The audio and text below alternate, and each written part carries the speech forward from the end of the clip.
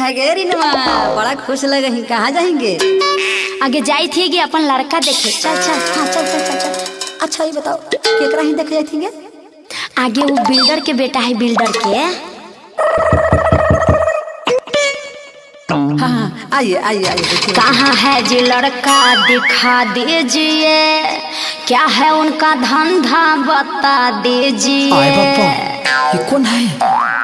ये लाए में बोला था, लगा क्या हमारे मेरा बोल। लीजिए आप लोग नाश्ता करिए और लड़का को दिखा रहे हैं। दीजिए। ले ले ले, खो ना, ले ले ले, खो। खो। अच्छा यही है, क्या नाम है जी? मेरा नाम तो पूरा दुनिया जानता है। क्या? काला बंदर। पापा का नाम क्या है? अगे तेरा बहन की केकरा है तो देखे ले है, हम बाजी के नाम है ना, तू जाना है? ए गाली मत दीजिए, सफा अनपढ़ गवार है क्या? वैसे करते क्या हैं आप? नौकरी उकरी करते हैं कि नहीं? करिए। ऐसा लड़का से शादी नहीं करने जा रहे हैं हम। छौड़ी खोजो ही दुल्हा गे, गोर की करिया नौकरी मैन की बिजन सवाल की बेरोजगारिया। छौड़ी खोजो ही दुल्हा गे, गोर की करिया नौकरी मैन बिजन सवाल की बेरोजगारिया।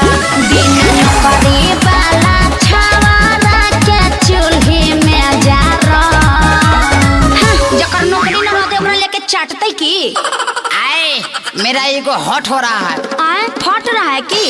You are मुझे नॉन इंसल्टिंग करिंग। हाँ तब तोरा में की रखल हो? तले सुन। हाँ सुनाइए। कि हमारा हाकाउ दो दो गो बिजाने करे कि ये गो मुर्गी फार्म।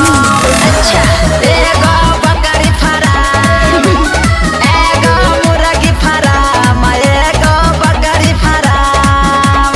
अच्छा तो आपका बकरी फार्म है, तो हमको से शादी करके आप हमको क्या करवाइएगा? तुमको से तो एकदम मुर्गा तोलवाएंगे और बकरी के घास गढ़वाएंगे, समझी?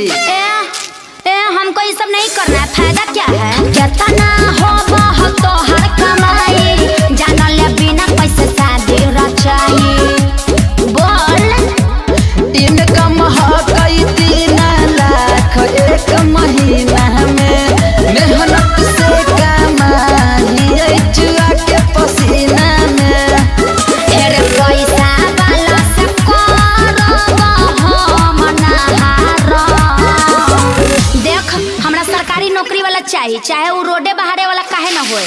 आ तू तो बकरी के हगल साफ करही रे, मुर्गा के फार्म साफ करही छी। हाय रे राम, एगे बियाह करेला हो तो कर। तोरा में कथी पकड़बो रे? तोरा में का हो? कि हमारा हाकाउ दू दू गो बिजाना। अच्छा कि एगो मुर्गी फार्म, एगो बकरी फार्म, एगो मुर्गी फार्म, एगो बकरी फार्म। तब तो एकदम शादी नहीं करेंगे। हटिए हटिए। ए मैडम थोड़ा सुनिए। क्या है जी? तुमको क्या चाहिए? बिजनेसमैन। पढ़ लिख के सरकार के नौकर बनेंगे? मेरा अपना बिजनेस है। काका खेलाई मही पिलाई मही रे, कहाँ कहाँ तो घुमाई मही रे। कितना कमा ले है बताओ? आनंद पराकाश के का बुझो ही काम गे, रवि राज से का तोरा लगो न शरम गे। जिंदगी कैसे सुधरी जबले दियावा ना बारो। हमारा हाकाउ दू दू बिजाना, एगो मुर्गी फार्म, एगो बकरी फार्म, एगो मुर्गी फार्म, एगो बकरी फार्म। तब तो